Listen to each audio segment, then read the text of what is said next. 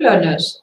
Today we will be covering MMTC 011 Social Processes and Behavioral Issues, Block 2, Intrapersonal Process, and we'll cover Unit 4 and 5, that's Personality, Value and Attitudes, and Unit 5 is Learning and Behavior Modification.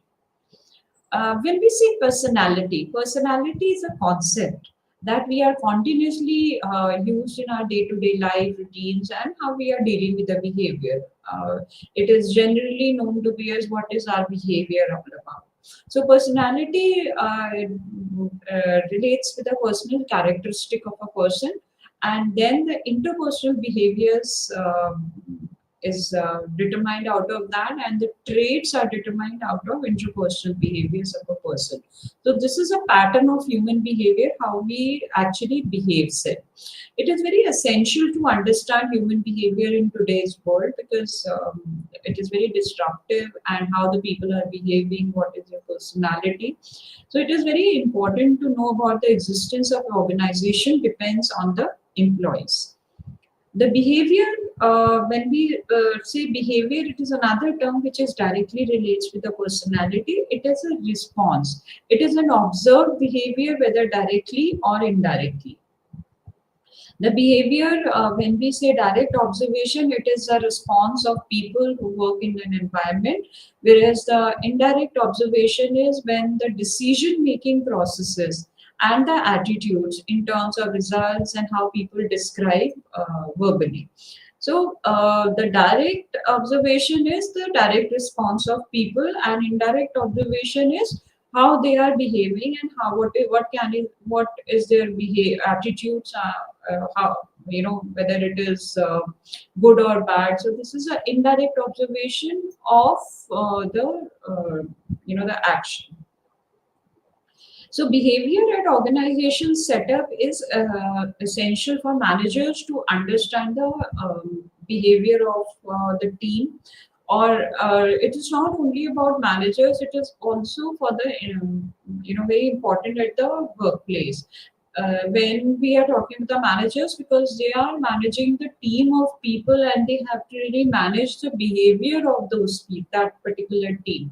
The managers are constantly dealing with people, dealing with teams, interacting with them in terms of communication regarding day-to-day activities, or maybe the work assigned to them.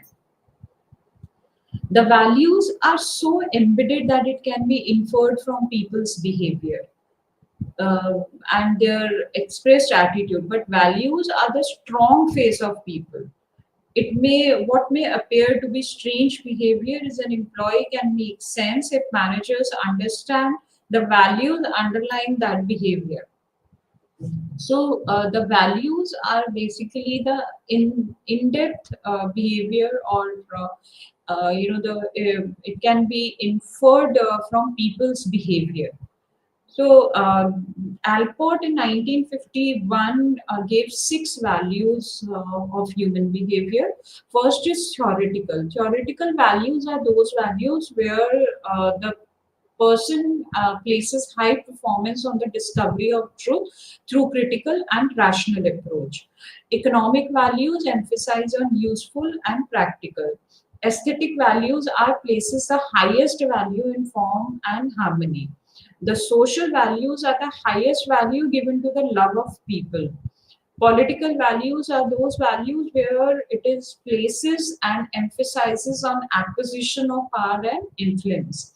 The religious values are concerned with unity of experience and understanding of the cosmos as a whole. The values, when we bifurcate, these are mainly individual, socio-cultural, and organizational values. Values are expressed in terms of attitudes, which in turn provide direction to one's responses. For example, a professor who believes strongly in the work ethics will tend to exhibit certain attitudes towards students and method of studies as mean of reflecting this value. So values can be individual, it can be socio-cultural, or maybe the people who are working in with specific society or specific background, And values can also be organizational, that is at the how they are behaving and what is the attitude of a person, at the workplace. When we say individual, individual refers to when they are behaving to an individual, or maybe it also depends on what level, whether it is on a very personal relationship or in a professional relationship. So it all depends how a person is individually behaving in that particular relationship.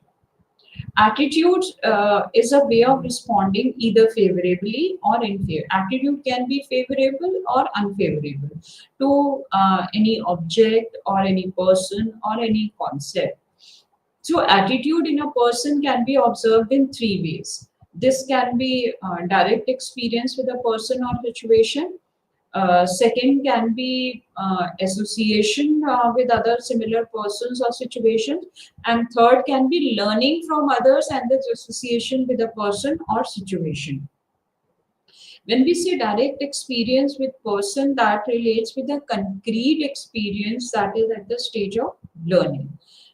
When we relate with the association with similar person is association to similar to abstract conceptualization and generalization.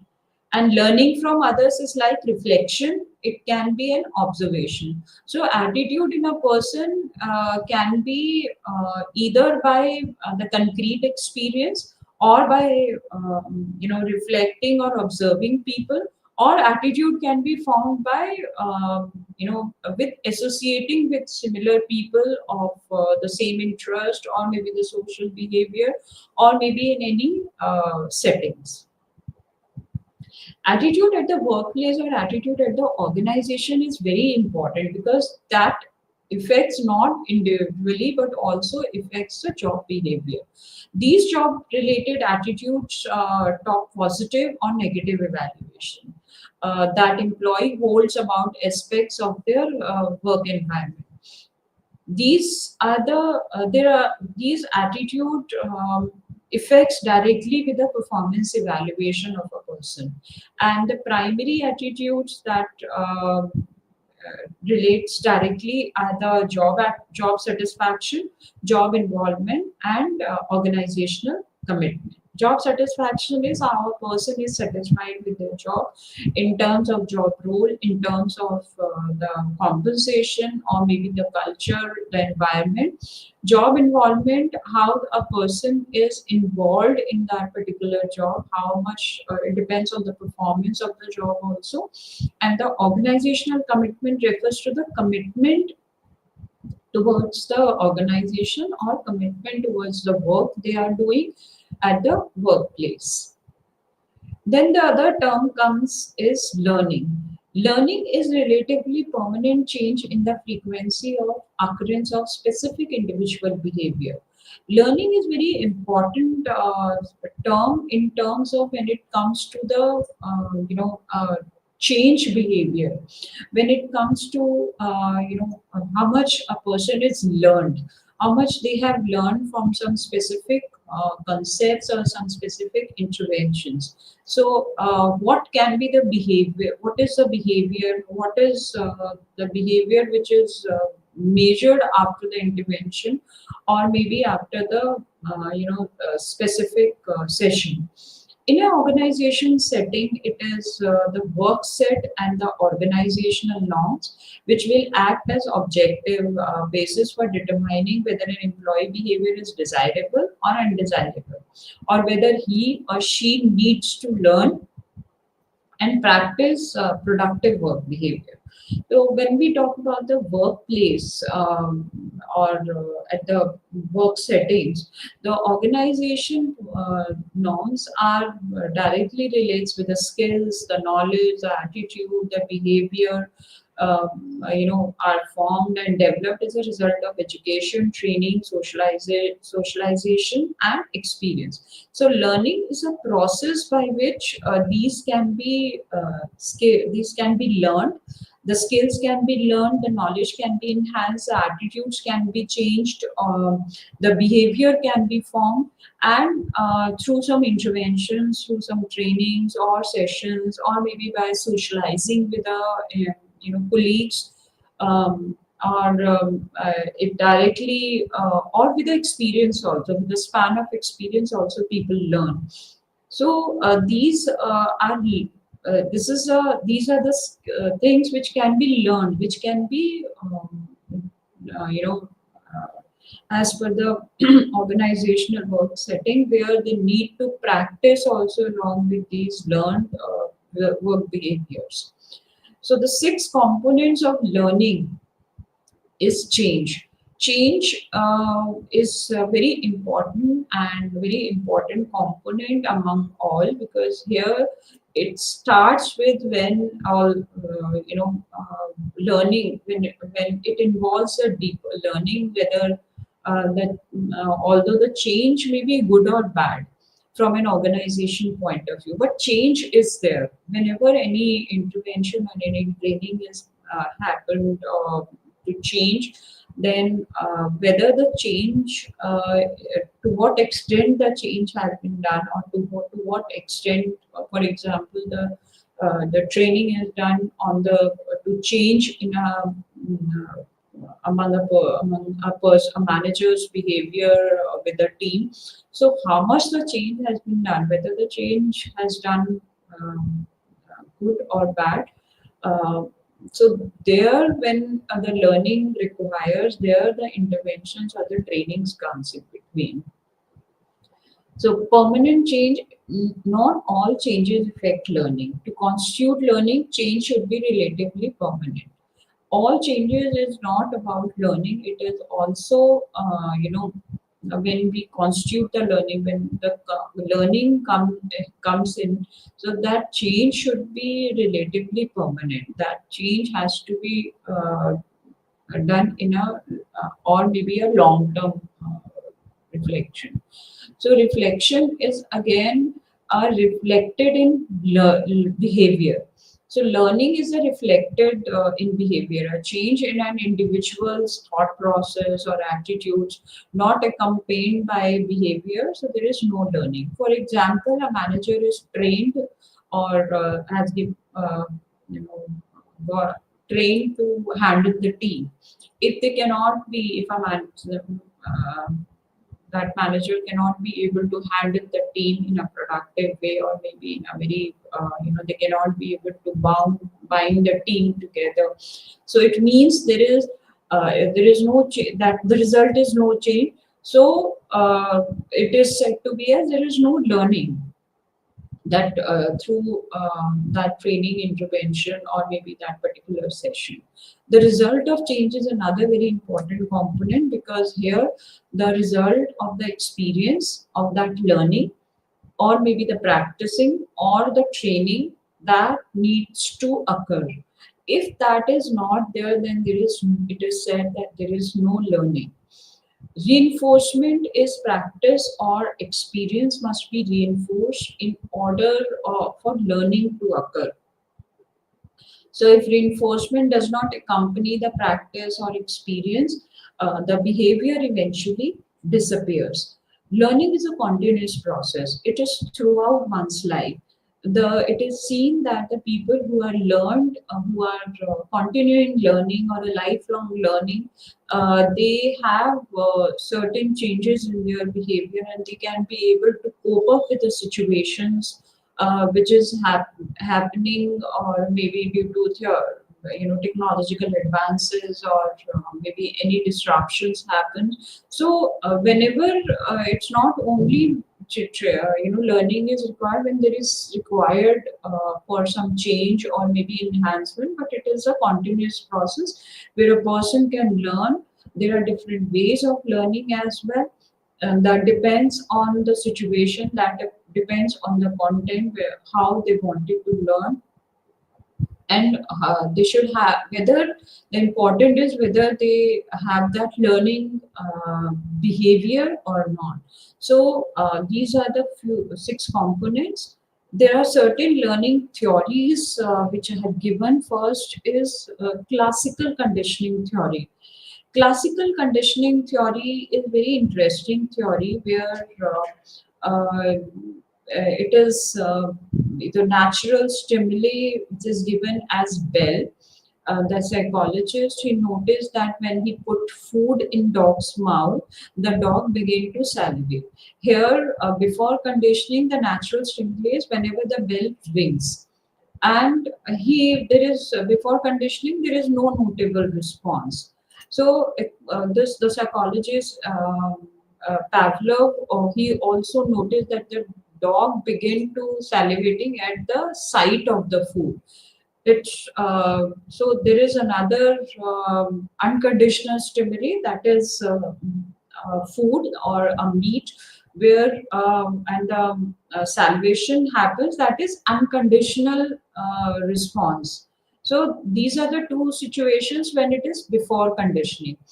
He designed an experiment to investigate what would happen if he paired a neutral stimuli.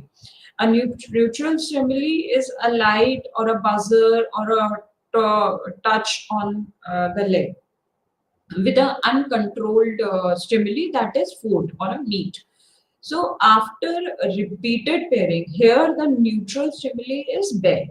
So he combined the bell and meat on a repetitive pairings.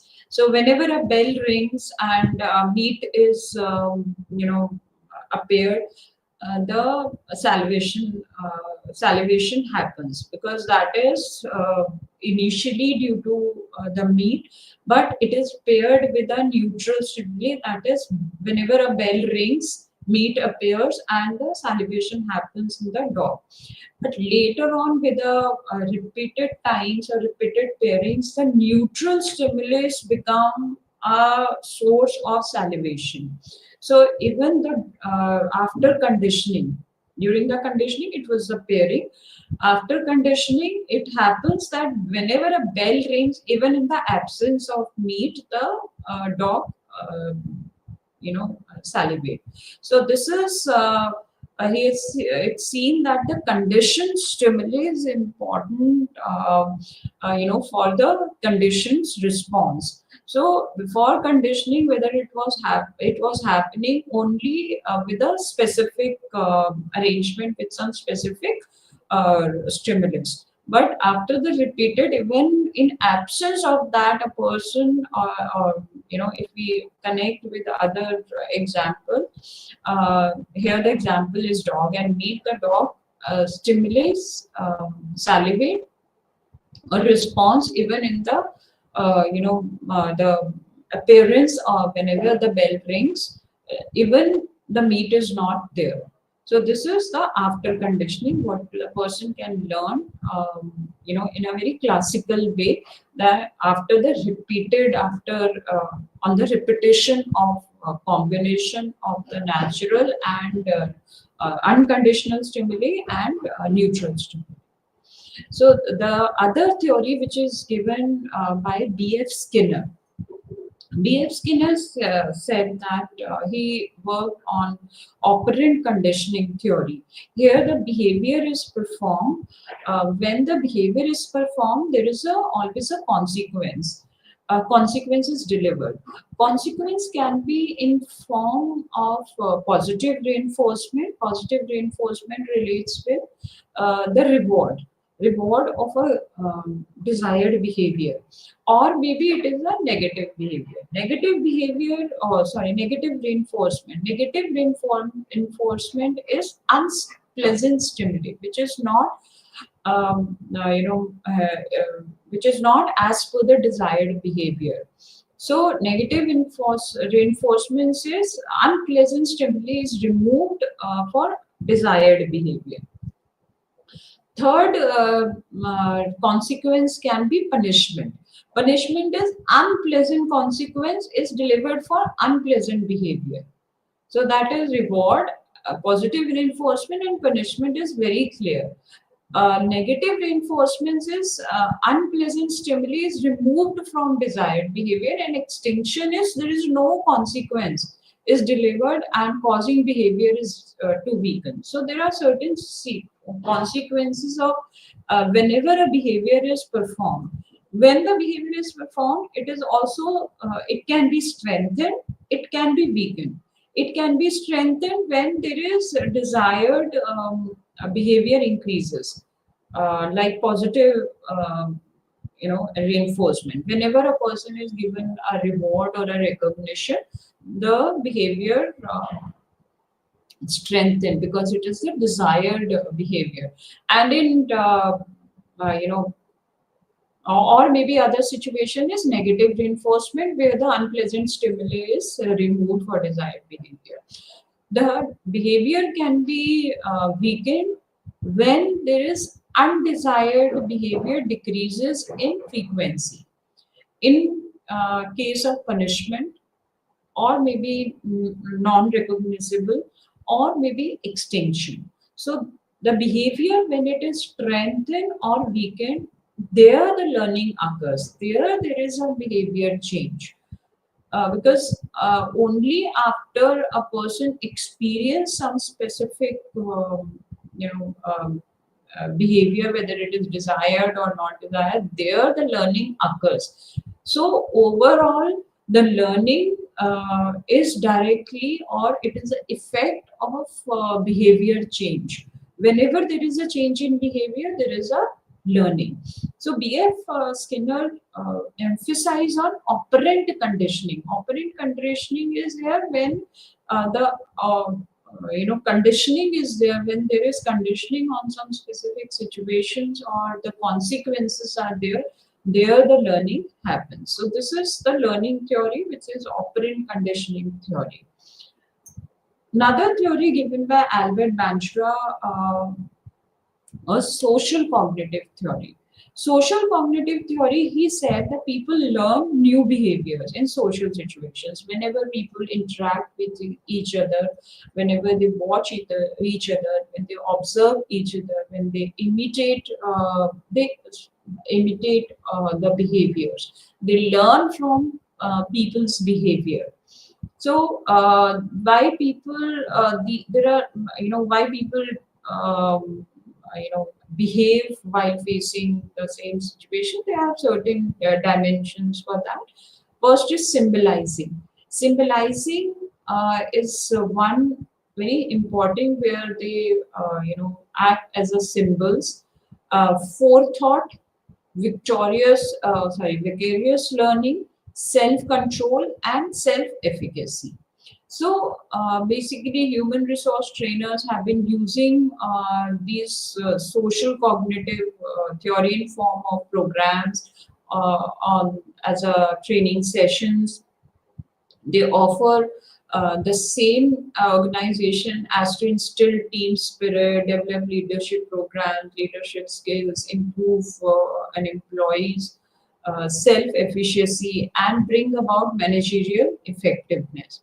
So the overall, when we say self-efficacy, here the human resource trainers are, or the human resource or the L&D trainers are very specific on this dimension, because this is mainly used at the team management or the leadership roles. The other symbolizing forethought, vicarious learning, and self-control is more of the individual learning dimension of individual learning, where they adapt the behavior of other person, whether they start thinking like them or start behaving like them, imitate their behavior, or the very important is self-control, which is a very important dimension of social cognitive theory, where they have a self-control on some specific situation at the work setting, how to behave in that particular setting. If, for example, situation where the team is performing very low, a manager or a leader needs to be, very,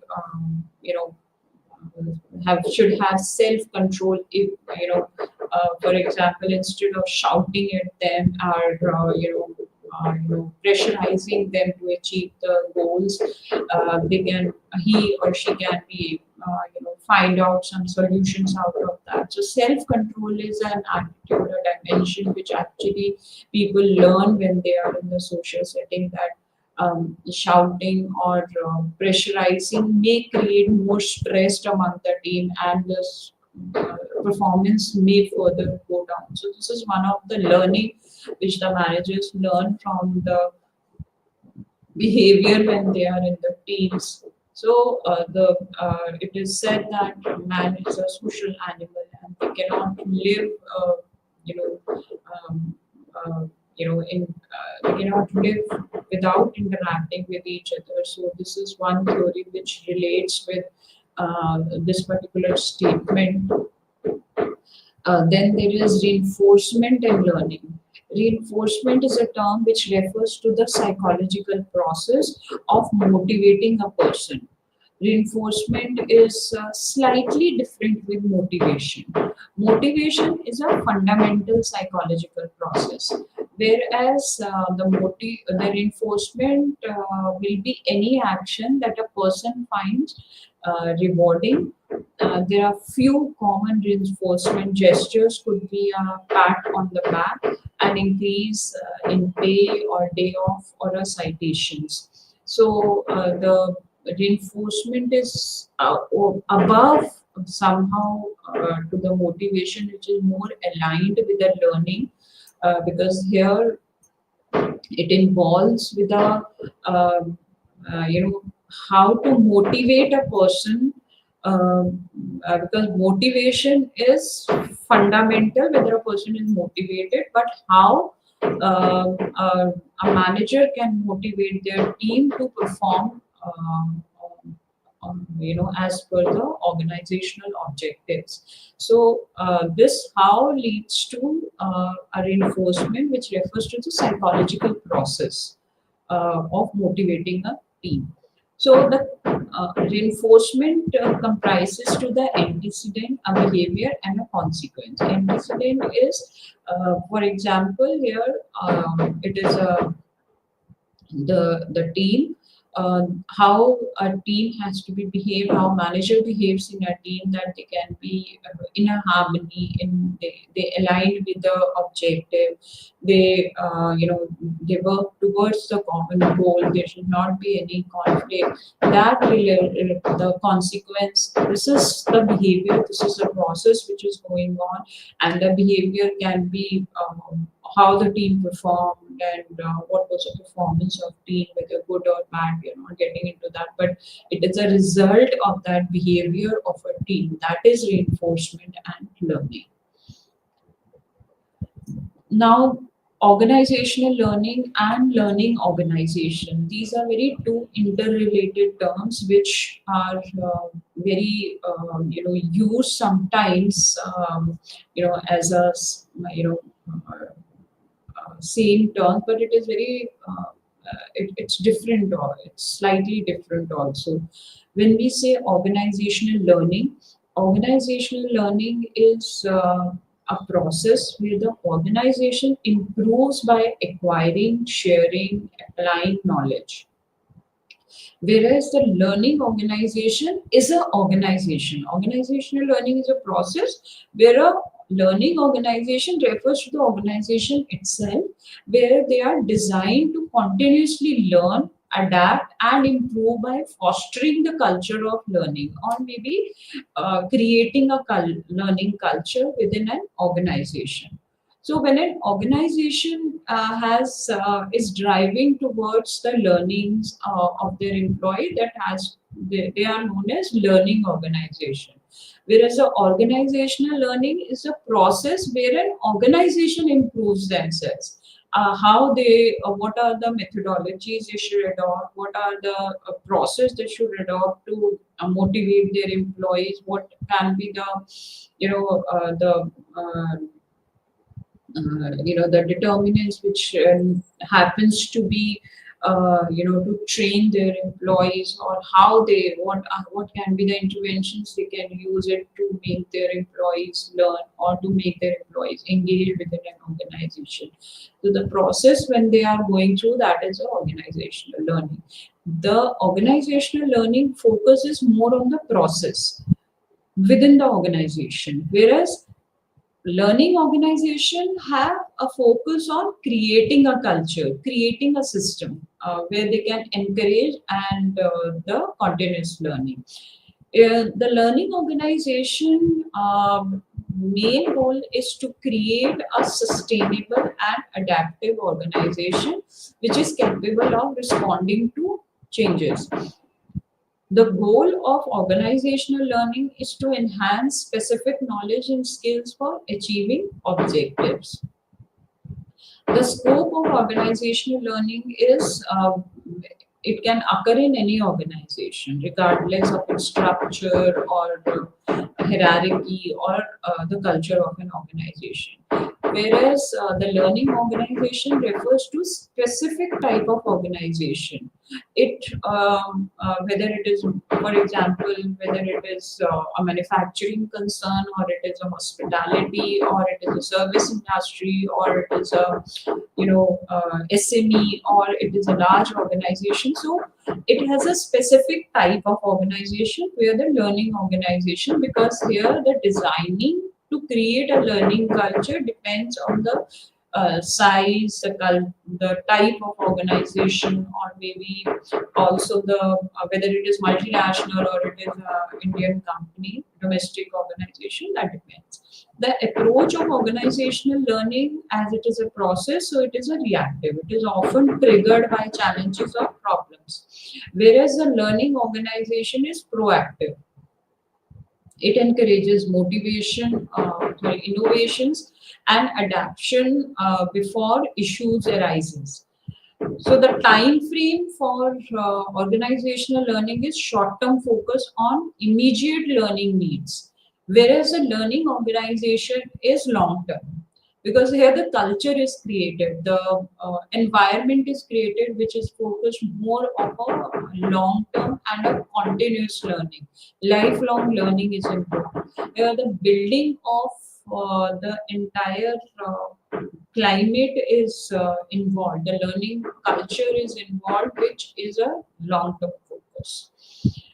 The short term, the knowledge sharing may occur in silos or departments, because here the organization, when it comes to organizational learning, it is a process. So process happens to be maybe from top to down, or maybe in some cases, it may move further. But in learning organization, knowledge is open, it is collaborative and organization wide. The leadership role in organizational learning is leaders play a very limited role, primarily directing learning activities, whereas in learning organization, leaders act as facilitators, the role models for the continuous learning. The culture of organization learning may not be fully embedded in the organization culture, whereas in the learning organization, the culture of continuous learning is an integral part of an organization. Because here, the continuous learning is created. It is a part of an organization culture. In organizational learning, the tools and mechanisms are like specific training programs or learning initiatives. Whereas in learning organization, it uses systematic tools, feedback loops, and cross-functional collaboration. The innovation in organizational learning may or may not foster innovation, whereas in learning organization, it actively fosters innovation and creative problem solving. The employee involvement in organizational learning is limited to certain individuals or teams, whereas in learning organization, the employee involvement is very wide. Every employee is involved. It encourages shared responsibility for learning. The sustainability in organizational learning is solving only the current problems, because there is a limited role. The learning, the knowledge sharing, or the tools which are used on some specific training interventions and all, and it is more focused on improving the existing process. Whereas in a learning organization aims to create a self-sustaining system of growth and adaptation. So innovations are there, adaptation is there, change is happens to be in learning organization. Whereas in organizational learning, when there is a change model, that the process of change model happens to be in organization learning. Whereas in learning organization, the change happens with the involvement of an employees. So important is how to develop learning organization, because every organization wants to create a good organization culture, a learning culture within an organization to increase the involvement of the employees, employee engagement, organizational commitment, job satisfaction, and all. But how to develop the learning organization, this is very important to know. Here, the leaders play a very important role because they create the opportunities for learning. Sometimes there is the top management and the strategic move is very important to create that culture within an organization to be as a continuous learning culture. Second, they must foster desirable norms and behaviors. So encouraging the specific behavior and specific norms is very important. Third, the leaders must personally lead to process of discussion.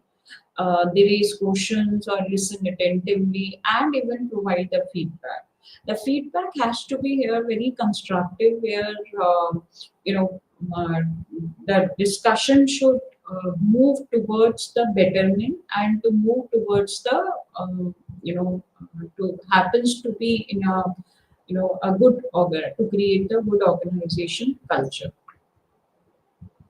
Now, leaders and managers are not only they are involved in creating opportunities or learning or desirable norms and behavior or personally lead, but along with the leaders and managers, it is said to be, because it is a organization where we have seen where the knowledge sharing is very open, it is very collaborative, and the employees are involved in in depth, and there is cross functional collaboration. So when it comes, of course it is initiated by leaders and managers, but it should be aligned with, it should be it's a collaborative effort, it should be with the employees while settling down or while making the policies or norms. So every employee has to be involved in that, because culture can be created only when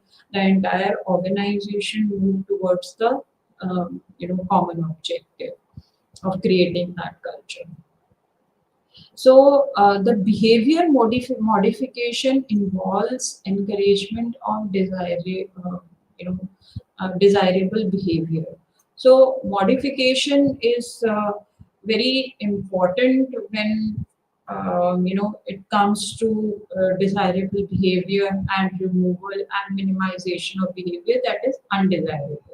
So behavior modification is at an organization level, if an employee is not able to adequately interact with others.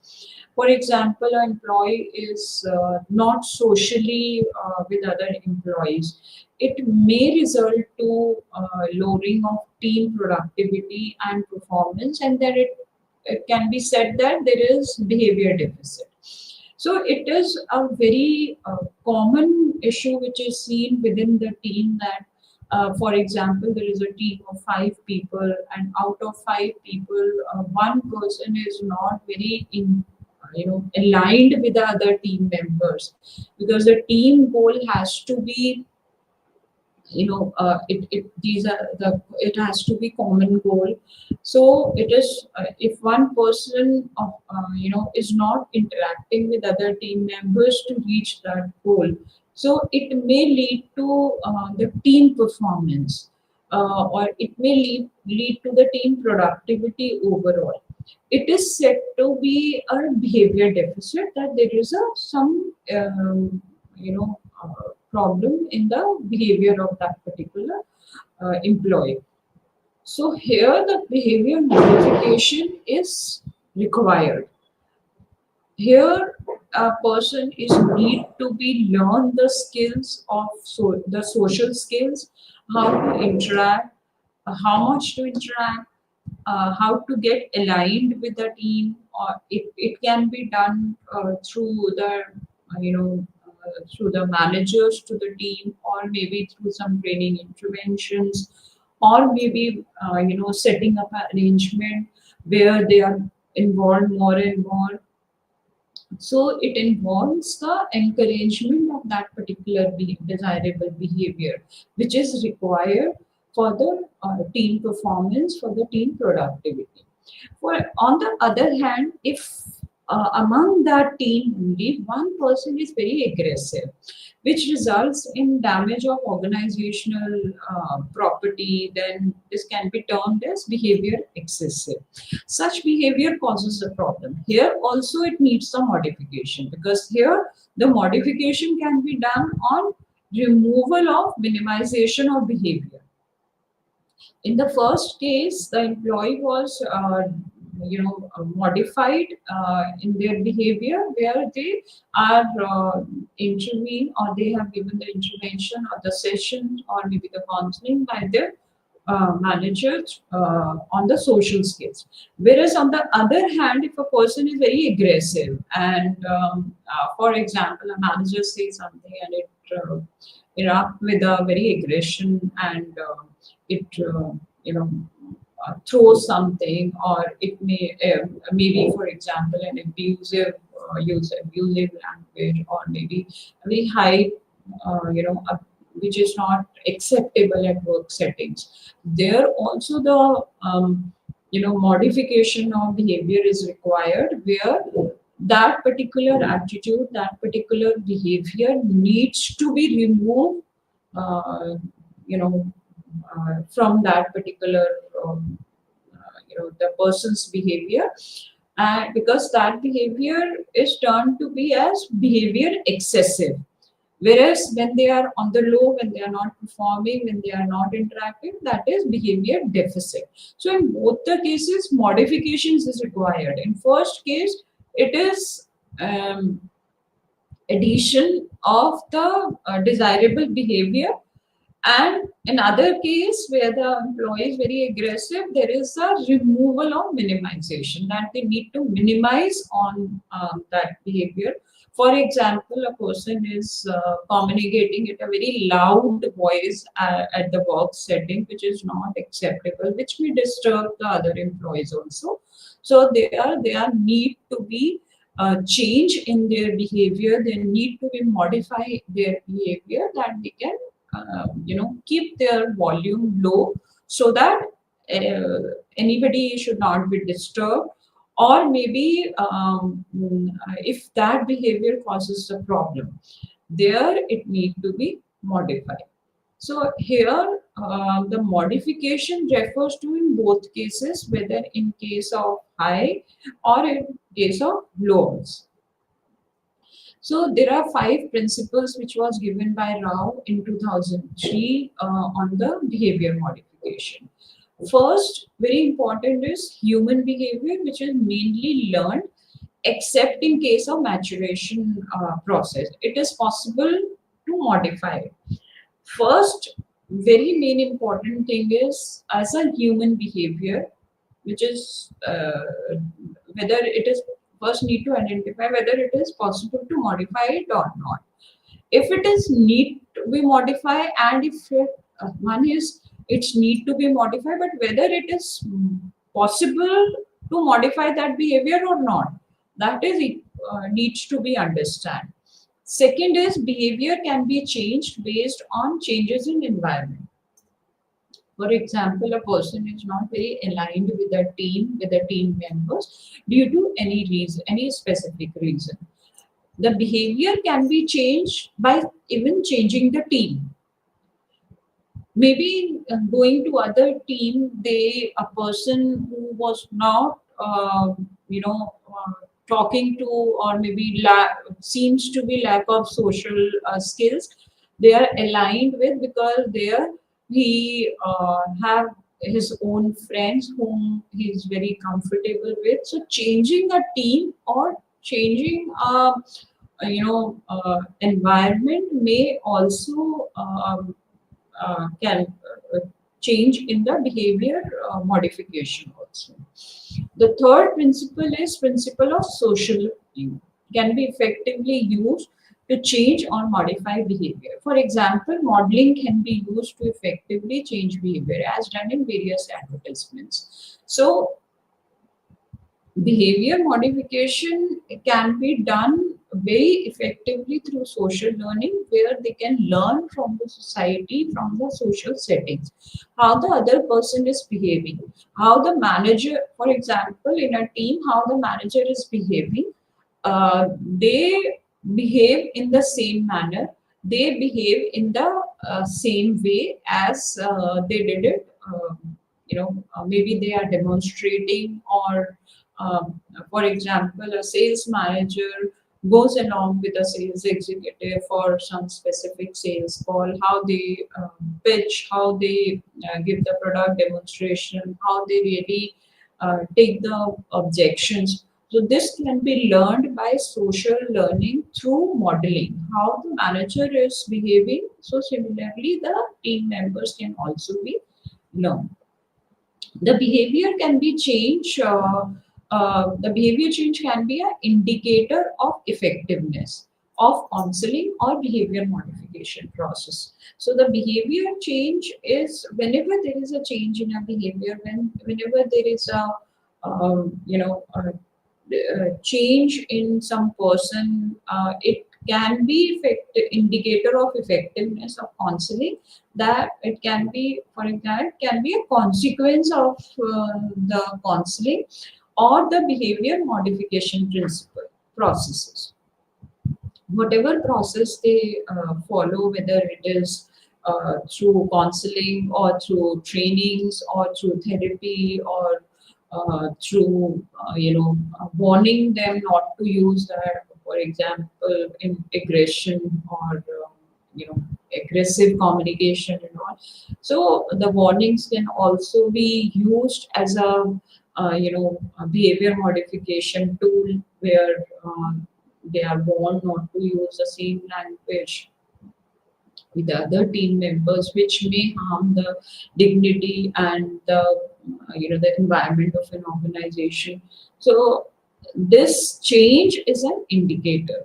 The fifth and the most important principle is the counseling or the behavior modification technique. The techniques which are used need to be based on the needs of individuals whose behavior is to be modified. So, what technique is used, and what whether it is used in that is required, that should be need based. That should be based on an individuals. That should be need to identify which counseling or a behavior modification technique is used. The counselors are using, the managers are using. It depends on uh, the behavior of the person, the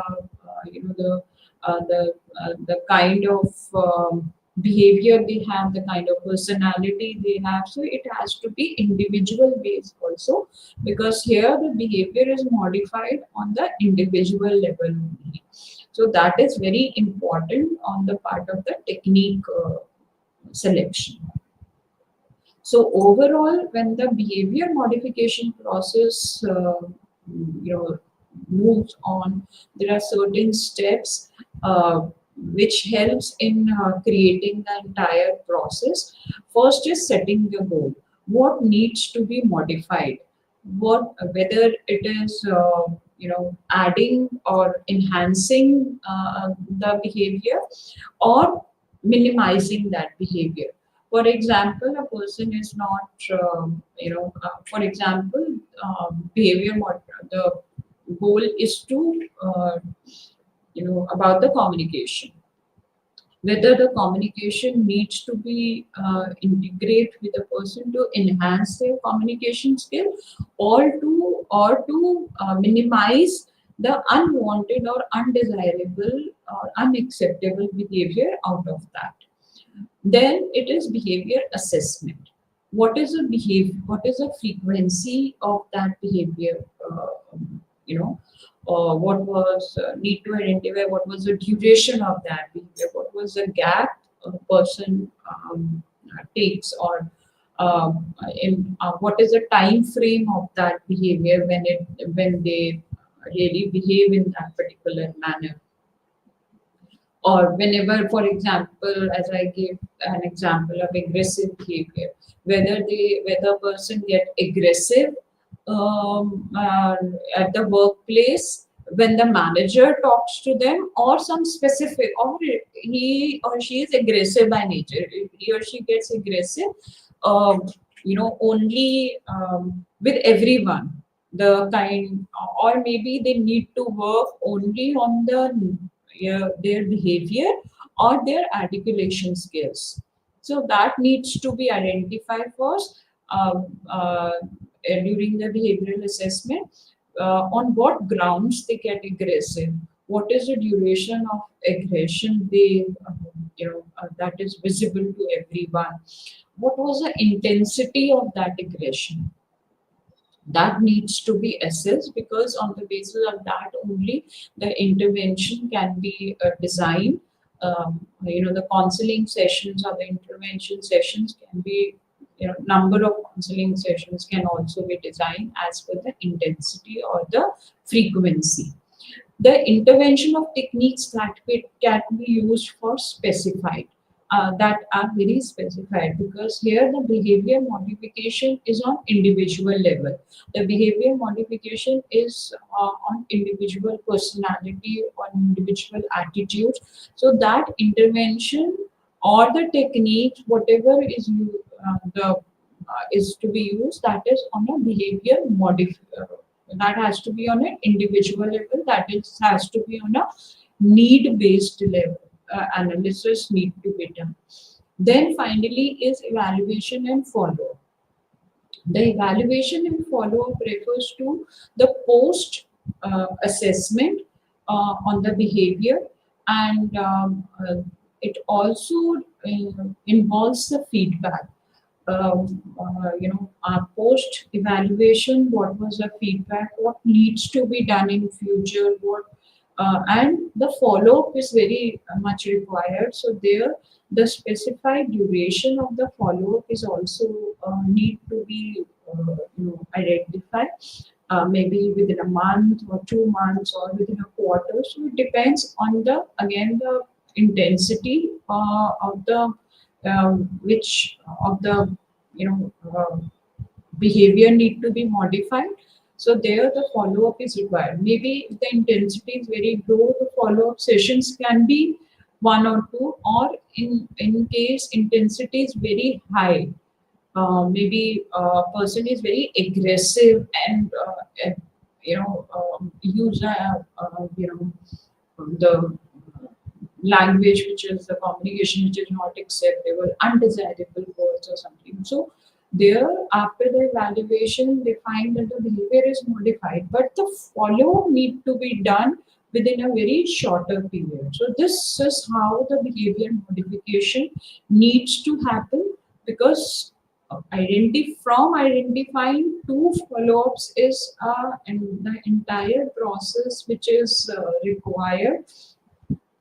Um, you know, because here the challenge is a person, for example, only there is a modification in the communication skills. Performance wise, a person is an employee is very good. They are among the high performers. So from an organizational context, a performer every organization need a good performer, but if there is a need in behavior modification, there they go and follow all these steps from setting, identifying the problem to the follow of the behavior modification.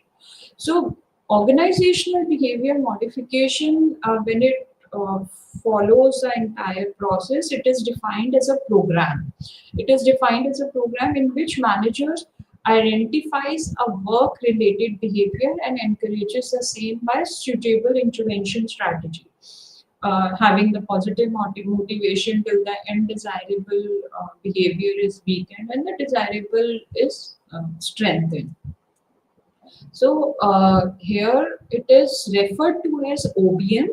OBM at the workplace is an entire program which is made by the organizational psychologist or the strategic partners. There they need to work on need-based intervention strategies, which not only have the positive incur the positive motivation among the employees, the increase in the employee engagement, but also uh, decrease or maybe weaken the undesirable behavior which is not required at that particular level, which is not because that is on the need based. So OBM is effectively applied to organizational setup in order to improve the employee productivity, to promote the discipline among the employees, learn, the ensure the enhance and safety related behavior of employees, development of training programs, and employee self management. Because here, when we are talking about the behavior is of modification is required at individual level. So, self awareness and self motivation strategies can be applied, or can the employees can be trained on self awareness programs that can be developed through the training specified training programs or training sessions, and also which not only enhance the employee productivity, employee engagement, organizational commitment. It also leads to the job satisfaction, job behavior among the employees within a team or within the organization. It also enhances the organizational commitment of an employee towards an organization. Along with the organizational commitment, it also promotes the culture of discipline within an organization among the employees. So ensuring and enhancing the the behavior within which creates the organization culture, which creates the organization climate within an organization, but also to ensure the safety related behavior, because safety related behavior is focused mainly on the behavior of the people towards, because it is always said that safety first, especially when it is related with the fact, manufacturing concerns, or maybe wherever the any kind of production activities are going on. So safety behavior is very important, in terms of technical, but in terms of behavioral skills, where they need to understand if the modification is required to enhance the um, safety of the other employees also. So overall, we have understand the personality and behavior. We have done the 6 values given by Alpert. Behavior at organizational setup, why it is important. Concept of learning, we have learned about 3 main theories that was given by Pavlov. Uh, which is also known as dog peat theory or a classical conditioning theory, operant conditioning theory, which was given by B.F. Skinner about the reinforcements and how to strengthen and what are the how to weaken and what need to be weakened or what need to be strengthened to make the learning occur within an organization, and social cognitive theory about from the Albert Bandura, which give the 5 dimensions of the learning. We also uh, understand about the conceptual understanding of an attitude, where the attitude is the it is comes with a behavior. It is a consequence of a behavior of an employees. We also learned about the learning organization and organization learning, where it is said to be as organization learning is a process, whereas learning organization is a organization where it is everybody is involved, everybody is aligned, and they continuously learn, adapt and improve by fostering the learning culture. Learning organization is long term, whereas organization learning focuses on short term and specific need interventions are required at that level. So we also learned about 6 components of learning: the behavior modification, how the behavior modification is required, behavior modification, why it is required. We also learned about B-mod process, that is known to be as behavior modification process, from goal setting to behavioral assessments to interventions or techniques and evaluation and follow-ups. And finally, organization behavior modification, which is known to be as a program within an organization to encourage the suitable desirable behavior, and to remove the undesirable behavior at the work settings, to strengthen the relationship among the employees, between among them and between the employees and organization. So overall, this is the basic understanding of personality and behavior. Thank you so much. Namaste.